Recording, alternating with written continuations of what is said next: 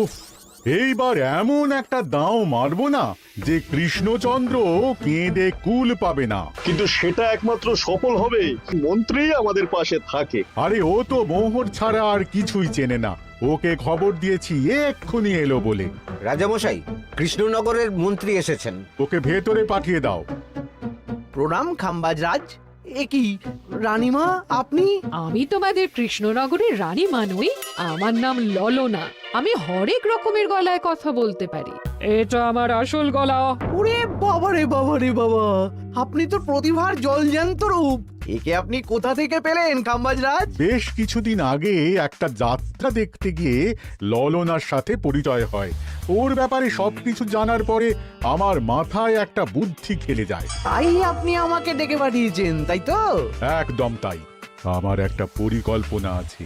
ছলে বলে কৌশলে ওই কৃষ্ণনগরের আসল রানীকে কিছুদিনের জন্য বাইরে পাঠাতে হবে, আর সেই সুযোগে সেসব দায়িত্ব আমার ওপরে ছেড়ে দিন।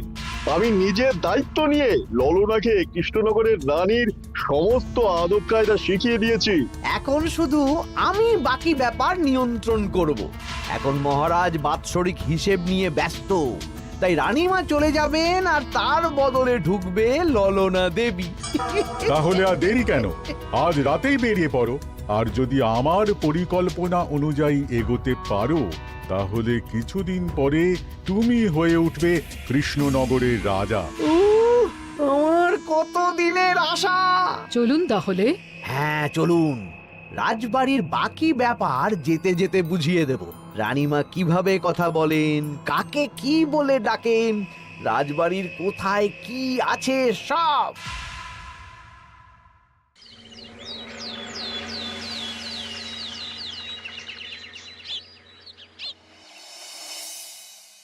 কি গো গিন্নি, জ্বরটা নেমেছে? এই জ্বরটা কমেছে, কিন্তু শরীরটা খুব দুর্বল গো। তুমি পারলে ভাতটা রান্না করে রাজবাড়ি যাও। আমি বেলার দিকে এই কিছু একটা তরকারি করব। না না গিন্নি, তোমাকে এই শরীরে রান্না করতে হবে না। আমি তরকারির সবজি কুটে রাখছি। হ্যাঁ, ওই পুটির মাকে বলে রাখবো, ও এসে রান্না করে দেবে। তাহলে তো ভালোই হয়। জ্বরে একেবারে শরীরটা দুর্বল করে দিয়েছে গো। হ্যাঁ, তুমি বিশ্রাম নাও গিন্নি, আমি রান্নাঘরে যাই। কি গোপাল আজকে এখনো এলো না? ও কোনোদিন সময় এসেছে মহারাজ? ওকে তাড়িয়ে আপনি একটা কাককে রাজসভায় রাখলেও সে সময়ে আসবে। আসলে গোপালের গিন্নির খুব জ্বর, আমি দেখে এসেছি। তাই হয়তো ওর গিন্নির সেবা শুশ্রূষা করতে গিয়ে গোপালের দেরি হচ্ছে। তোমাকে আর গোপালের হয়ে কাসুন্দি গাইতে হবে না। এই তোমরা থামো তো। একটু দেরি হয়ে গেল মহারাজ। আসলে গিন্নির খুব জ্বর, তাই কিছুটা রান্না করে এলাম। আচ্ছা আচ্ছা আচ্ছা, তা এখন তোমার গিন্নির শরীর কেমন আছে? আগের থেকে ভালো আছে মহারাজ, জ্বরটা কমেছে, কিন্তু শরীর খুব দুর্বল। বেশ বেশ, একটু যত্নআত্তি করো। যাই হোক, আজকে সারা বছরের খরচের হিসেব আর আগামী অর্থনৈতিক বছরের প্রকল্প নিয়ে আলোচনা হবে। আলোচনা শুরু করা হোক। বিগত অর্থনৈতিক বছরে বিভিন্ন খাতে মোট খরচ হয়েছে 15,700 মোহর, আর বিভিন্ন কর বাবদ উপার্জন হয়েছে 22,000 মোহর। তাহলে তো মহারাজ ভালোই লাভ হয়েছে। এবার আমাদের দিকে একটু নয়ন মেলে তাকালেই হয়। সেসব তো দেখবই, কিন্তু তার আগে আমি মন্ত্রীর সাথে বিগত বছরের সব খরচ নিয়ে হিসেবে বসবো। হ্যাঁ, বেশিরভাগ দায়িত্ব তো মন্ত্রীমশাইয়ের কাঁধেই থাকে, তাই উনি কোনো হিসেবে জল দিয়েছেন কিনা সেটাও পরখ করে নেওয়া যাবে। এত কাজের চাপ যাচ্ছে কদিন, শান্তিতে ঘুমোতেও পাচ্ছি না। মন্ত্রী, তুমি আজ বিকেলে রাজবাড়িতে চলে এসো। বিগত অর্থনৈতিক বছরের হিসেবগুলো একবার দুজনে বসে মিলিয়ে নেব। আচ্ছা মহারাজ, যা করার তাড়াতাড়ি করে নিতে হবে। এখন দেরি করলেই এই বছরের প্রকল্পগুলো শুরু করতে দেরি হয়ে যাবে। মহারাজের জয় হোক। বলো প্রহরী, তুমি কি কিছু বলবে? মহারাজ, একজন কালো চাদর মুড়ি দেওয়ার লোক এলেন আর আমার হাতে এই চিঠিটা ধরিয়ে দিয়ে চলে গেলেন। এই গরমে চাদর মুড়ি? অদ্ভুত লোকটা। কি রে বাবা? সর্বনাশ! কি হলো? তোমাদের রানীমার জ্যাঠামশাই খুব অসুস্থ, তাই পরিবারের সবার সাথে দেখা করতে চান। ও মা গো! আজ সভা এখানেই শেষ। এইবার শুরু হবে আসল খেলা। কি বলছেন মহারাজ? হ্যাঁ রানী, আমাকে এক্ষুনি জ্যাঠামশাইয়ের কাছে যাওয়ার বন্দোবস্ত করে দিন মহারাজ। কিন্তু রানী, তোমার জ্যাঠামশাইয়ের বাড়ি কৃষ্ণনগর থেকে ঘোড়ার গাড়িতে গেলেও তো 1.5 দিন সময় লেগে যাবে। এদিকে আমার এত কাজের চাপ। আপনি বরং কয়েকদিন পরে আসুন, আমাকে এক্ষুনি যেতে হবে মহারাজ। বেশ বেশ, আমি তোমার যাওয়ার ব্যবস্থা করছি। সাবধানে যেও রানী, আমি 2-3 দিনের মধ্যেই আসছি।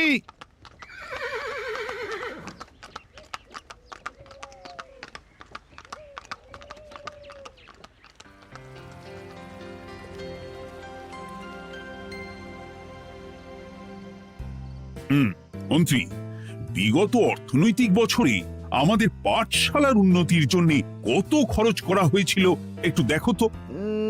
সব মিলিয়ে মোট 150 মোহর মহারাজ। কিন্তু আমার এখানে তো 170 মোহর দেখাচ্ছে। 170 মোহর? তা কি করে হয়? একই রানীমা, আপনি ঘোড়ার গাড়ি করে গেলেন আর হেঁটে চলে এলেন। সে আমার ব্যক্তিগত ব্যাপার, তুমি তোমার কাজ করো।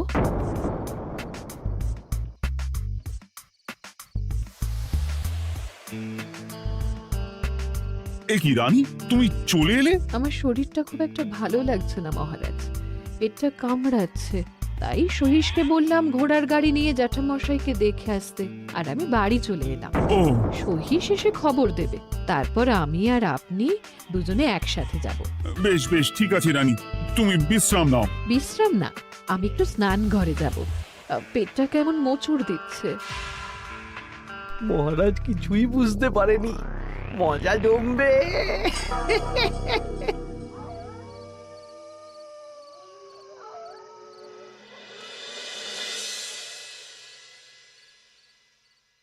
এ কি রানী, তুমি তোমার সব গয়না গাটি বের করছো কেন? আমার আর এই পুরনো নকশার গয়না পছন্দ নয় মহারাজ। ভাবছি কালকে সকালবেলা এই গয়নাগুলো শ্যাকরাকে দিয়ে শহুরে নকশায় নতুন গয়না বানাবো। কিন্তু এগুলো তো তোমার সবই পছন্দের গয়না। কিন্তু মহারাজ, আমি ভেবে দেখলাম এই গয়নাগুলো সবই বড্ড ভারী গয়না। আমি শহুরে আধুনিক নকশার হালকা গয়না পরবো। এমনিতে জ্যাঠামশাইয়ের শরীরটা ভালো নেই, মনটাও ভালো নেই, ও, পেটটা কেমন মোচড় দিচ্ছে। আমি আরেকবার স্নান ঘরে যাব।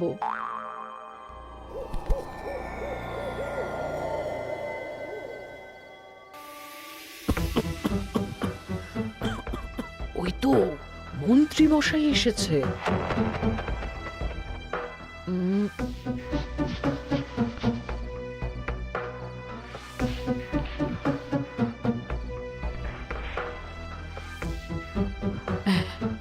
এই রাজ্যে গোপাল আমার শত্রু, কালকে থেকে গোপালকে খাটাবে।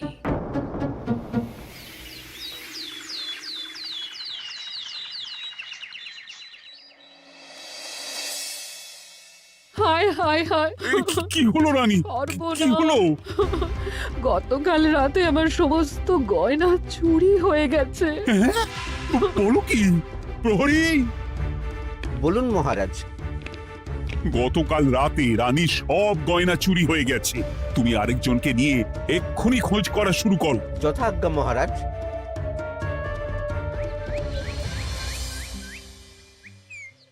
আমার সব গয়না চুরি হয়ে গেল, এবার আমি কি করব? রানী তুমি কেঁদো না, সেই সকাল থেকে কেঁদেই চলেছো। আমি তো প্রহরীকে খোঁজ করতে পাঠিয়েছি। এই সব প্রহরী কর্মচারী কাউকে বিশ্বাস হয় না আমার। আজ থেকে সবাইকে ছুটি দিয়ে দেব। কি বলছো তুমি? সবাইকে ছুটি দিয়ে দিলে রাজবাড়ির কাজ কে করবে? কেন? আমাদের সবচেয়ে বিশ্বাসযোগ্য সভাসদ গোপাল আজ থেকে রাজবাড়ির সব কাজ গোপাল করবে। কি বলছো? আপনি কি বলতে চাইছেন? গোপাল বিশ্বাসযোগ্য না? হ্যাঁ, গোপাল আমার সবচেয়ে প্রিয়। ওর চেয়ে বিশ্বাসযোগ্য আর কেউ নেই। কিন্তু কোনো কিন্তু না, বলবেন আপনার আদেশ। এক্ষুনি গোপালকে ডেকে পাঠান। যেমন তোমার ইচ্ছে। গোপাল, গতকাল রাতে রানীর সব গয়না চুরি হয়ে গেছে, তাও আবার ঘরের ভেতর থেকে। আমি চাই তোমার মতো বিশ্বাসযোগ্য লোকই রাজবাড়ির সমস্ত কাজ করুক। মানেটা ঠিক বুঝতে পারলাম না রানীমা। মানে আমি রাজবাড়ির বেশিরভাগ কর্মচারীকে ছুটি দিয়ে দিচ্ছি, তার বদলে রাজবাড়ির কাজ করবে তুমি। কিন্তু কোনো কিন্তু না, রাজসভার ভাড়ামো অনেক হয়েছে। এবার থেকে তোমার কাজ বাসন মাজা, ঘর মোছা, কাপড় কাচা, পুরো রাজবাড়ি ঝাঁট দিয়ে পরিষ্কার করা। এই সেরেছে। যাও, রান্নাঘর থেকে বাসন নিয়ে পুকুর পাড়ে গিয়ে বাসন মাজবে। এ কি গোপাল, রাজসভা থেকে সোজা পুকুর পাড়ে? কি হয়েছে নাকি? খুব হাসি পাচ্ছে না? হাসি তো পাবেই, নতুন রানীমা আসার পরে তোমার এই হাল করে ছেড়ে দিল। নতুন রানীমা? না, আসলে ঘটা বলতে চাইছে রানীমা তোমাকে নতুন চাকরি দিয়ে এই হাল করলো। ও যা হয়েছে ভালো হয়েছে, আমার পেছনে না লেগে নিজের কাজ করুন যান। কোথায় কি বলতে হয় জানিস না নাকি? অভ্যেস নেই তো, তাই মুখ ফসকে বেরিয়ে গেছে।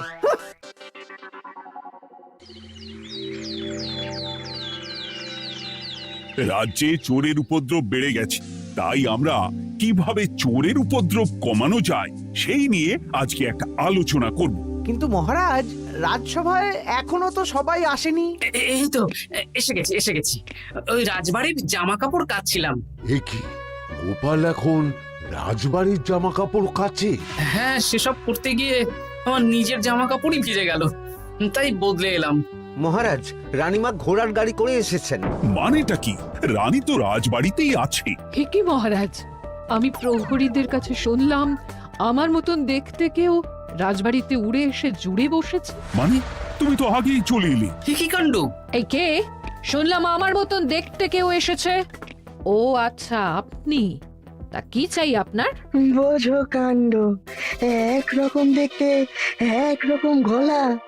এ বলে আমি আসল, ও বলে আমি। হয় হয় হয়, আসল নকল বোঝাই দায়। একটা নয়, দুটো রানী।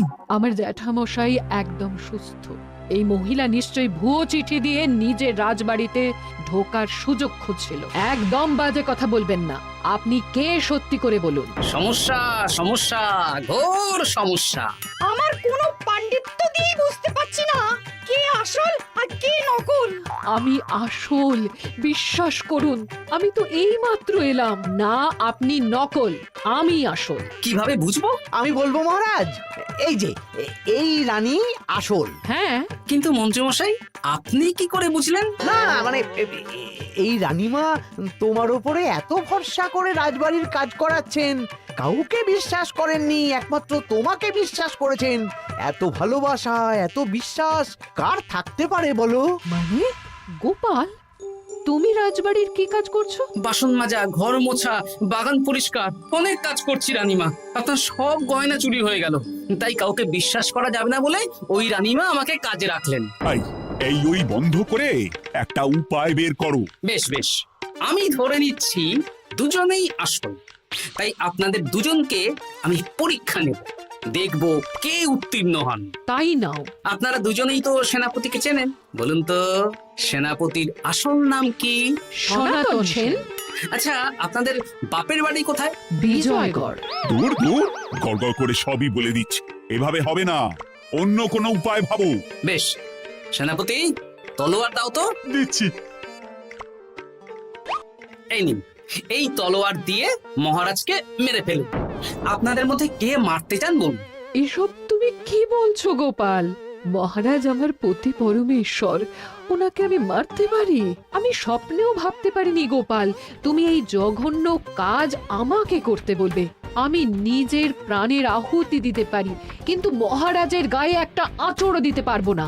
উফ, খাম্বাজরাজ বেছে বেছে এক ধুরন্ধর নারীকে পাঠিয়েছেন, কোনো জবাব নেই। আমি বুঝতে পারছি না মহারাজ, এনাদের হাবভাব, কথাবার্তা, রূপ সবই একরকম। তবে যিনি ঘোড়ার গাড়ি চেপে এখন ফিরলেন, তিনি আসল হলেও হতে পারেন। আমি আসল, বিশ্বাস করুন। বললেই হলো? আসল হলে প্রমাণ করুন। বেশ, আজকে আর মাথায় কিছু আসছে না, আমি কাল আসবো। ততক্ষণ আপনারা দুজনে রাজবাড়ির দুটো ঘরে থাকুন। কি ছক মারিতে পড়লাম রে বাবা।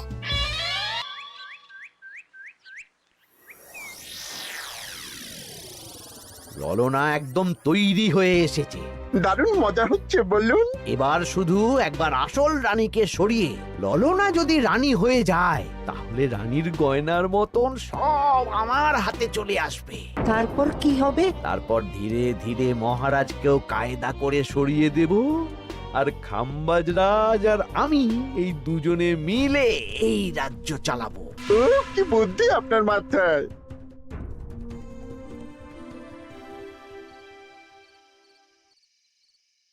বলছি শোনো না, আমার শাড়িটা একটু ছিঁড়ে গেছে গো।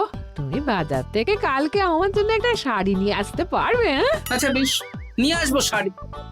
শাড়ি শাড়ি শাড়ি, এই তো মাথায় বুদ্ধি এসেছে। কাল নয়, আজকেই। গোপাল, তুমি কিছু ভাবতে পারলে? মহারাজ, আপনার দুই রানীকে ডাকুন। আমার তো একটাই রানী। ওই হলো মহারাজ, আসল নকল দুজনকেই ডাকুন। কই গো, একটু বাইরে এসো। বলুন মহারাজ, আপনি ডাকছেন? আচ্ছা, আমি দুটো শাড়ি নিয়ে এসেছি, লাল শাড়ি আর নীল শাড়ি। এই দুটোই মন্ত্রপুত শাড়ি, এক সিদ্ধ পুরুষ দিয়েছেন। কে তিনি? না, সেসব এখন বলা যাবে না, তবে এই শাড়ি দুটো একটা একটা করে ওনাদের দিয়ে দিন। এবার আমি এই শাড়ির বিশেষত্ব বলি। হ্যাঁ বলো গোপাল, বলো। আপনারা দুজনেই আজ রাতে এই শাড়িটা পরবেন, সারা রাত পরে থাকবেন। এই শাড়িগুলো 12 হাত মাপের শাড়ি।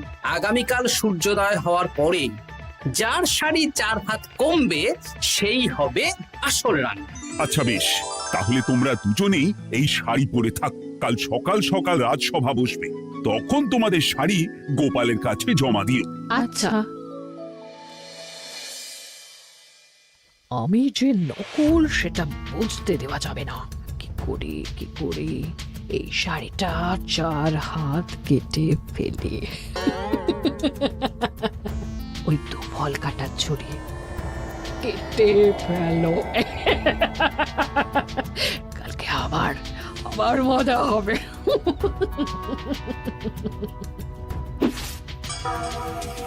হে ঠাকুর, রক্ষা করো ঠাকুর, আমার শাড়িটা যেন 4 হাত কমে যায়। ঠাকুর রক্ষা করো।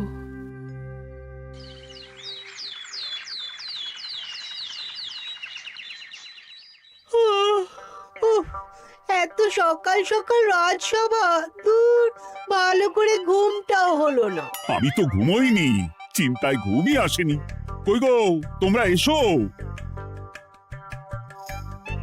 এই নিন আমার শাড়ি, এবার মেপে দেখুন, এটা 4 হাত কমে গেছে। এই দেখুন মহারাজ, বিশ্বাস করুন আমি আসল, কিন্তু এই শাড়িটা সারা রাত পরে থাকা সত্ত্বেও 4 হাত তো দূর, 4 আঙুলও কমেনি। লাল শাড়িটাই ছোট মনে হচ্ছে। তাহলে তুমি আসল? উফ, বাবা, বাঁচা গেল। আয়, কে আছো? এই নকল রানীকে কারাগারে বন্দি করো। দাঁড়ান মহারাজ, বন্দি করতে হলে যার শাড়ি 4 হাত কমে গেছে তাকে বন্দি করুন। কেন? আমার শাড়ি তো 4 হাত কমে গেছে। শর্ত অনুযায়ী যে আসল তার শাড়ি তো 4 হাত কমবে না, আপনি ধরা পড়ে গেছেন নতুন রানীমা। এগুলো কোনো মন্ত্রপুত শাড়ি নয়, এগুলো আমার পরিকল্পনার প্যাচ। আপনি নিশ্চয়ই নিজেকে আসল প্রমাণ করার জন্য শাড়িটা কেটেছেন। না মানে, না না না, তাহলে কমলো কি করে? না মানে হয়ে গেল। সত্যি গোপাল, তোমার বুদ্ধির জবাব নেই। গোপাল, তুমি আমাকে বাঁচালে। এই যে নতুন রানীমা, চুপ করে কেন? ওকে আমি কারাগারে গিয়ে বেত মারছি, তাহলেই সব বলবে। বল, কে তুই বল? আসলে মানে আমার নাম ললনা। আমি যাত্রাপালা করি, অনেক রকম গলায় কথা বলতে পারি। কদিন আগে খাম্বাজ রাজ আর এই মন্ত্রী মশাই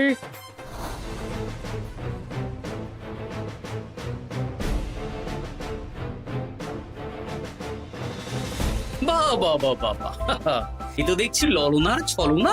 তার মানে রানীমার গয়না? ওগুলো তো সব মন্ত্রীকে দিয়েছি, জানলা দিয়ে কাপড়ে পেঁচিয়ে নামিয়ে দিয়েছি। মন্ত্রী, তোমাকে আমি শুলে চড়াবো। ভুল হয়ে গেছে মহারাজ, আমাকে ক্ষমা করুন। প্রাণে মারবেন না, সব গয়না ফেরত দিয়ে দেবো মহারাজ। তুমি শত্রু রাজ্যের প্ররোচনায় এত বড় ক্ষতি করতে চেয়েছিলে? ক্ষমা করুন মহারাজ, ক্ষমা করুন। সেনাপতি, মন্ত্রীকে 1000 বার বেত্রাঘাত করো। আর এই ললনার কি হবে? আমি অনেক দিন ধরে বাড়িতে একটা কাজ করার লোক খুঁজছি, ওনাকেই পাঠিয়ে দিন। আমার গিন্নি শুয়ে বসে থাকবে আর উনি খাটবেন। নয়, হ্যাঁ, ললনার ছলনা ভেস্তে গেল।